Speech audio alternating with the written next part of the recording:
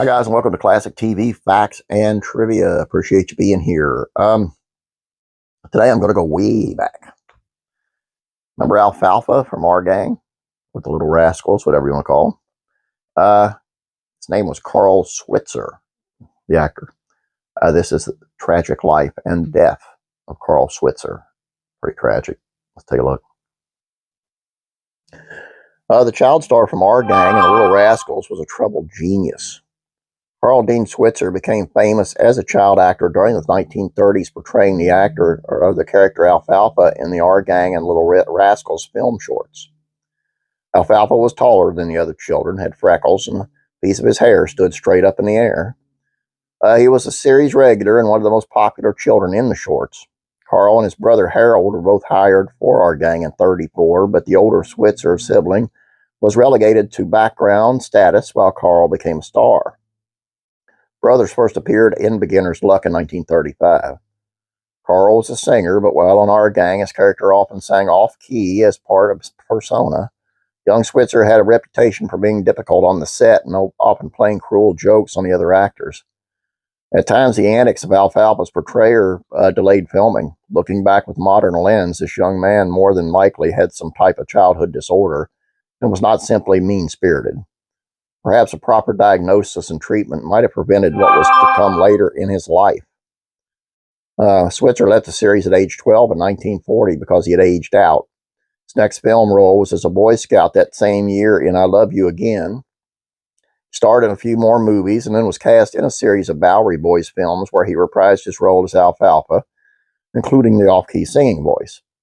As a teen, he had a role in holiday classic It's Wonderful Life as Mary Hatch's date for the dance, who was pushed aside for George Bailey.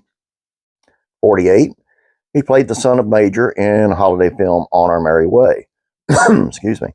In White Christmas, it was a photo of Switzer that was used to depict freckled-faced Haynes, an army buddy of Wallace and Davis, who were portrayed by Bing Crosby and Danny Kaye. His character was the brother of the Haynes sisters, who were portrayed by Vera Ellen and Rosemary Clooney. During the 1950s, Switzer returned to television by appearing on The George Burns and Gracie Allen Show, Science Fiction Theater, and 6 episodes of The Roy Rogers Show. Co-starred in film tracks The Cat, Island in the Sky, and The High and Mighty. He was a Hebrew slave in the movie The Ten Commandments, and his final role was in The Defiant Ones in 1958. In addition to acting, the talented star bred and trained hunting dogs. Switzer was born on August 8th of 1927 and met Diane Collingwood on a blind date in 1954. They married 3 months later, and the following year had a son, Justin Lance Collingwood Switzer. The couple soon divorced, and Lance later changed his last name to Elridge after his mother remarried. This indicates that the young man wanted nothing to do with his famous father.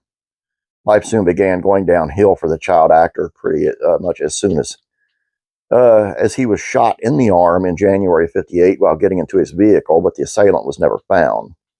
He was later arrested for cutting down 15 Christmas trees in the Sequoia National Forest with the intent to sell them. This indicates that he had fallen on hard times and was desperate for money. He died after being shot on January 27, 1959 at the age of 31. His death was ruled as self-defense, but a witness said it was murder. Switzer had been training a dog for Moses Bud Stilts, a business partner and friend he met while on The Roy Rogers Show. The dog disappeared, and Stilts demanded Switzer return his animal or pay him an amount equal to his pet's value. Former child star put up ads offering a reward, and the dog was found. The person who brought him back was given $35 in cash and $15 in alcoholic beverages, which would be around $450 in 2020.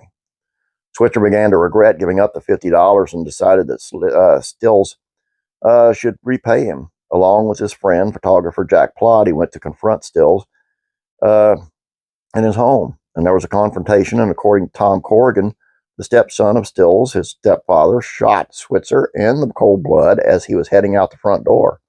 Corrigan was not allowed to give his testimony, and Stills' claim of self-defense was accepted.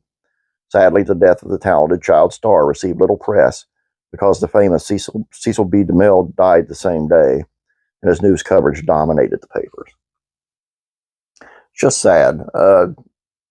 Sounded like, he had issues to begin with, and nothing was done, and that's just That sounds like Hollywood. You know, they don't really care. Unless you're making them money, they don't really care about you. And I believe that. That's all I have for you. I hope you guys got something out of this. Hope you enjoyed it. Please don't forget to go over to Classic Rock and Country Music Facts and Trivia. And please subscribe over there. Thank you. Have a great Sunday. God bless you. And I'll be praying for you.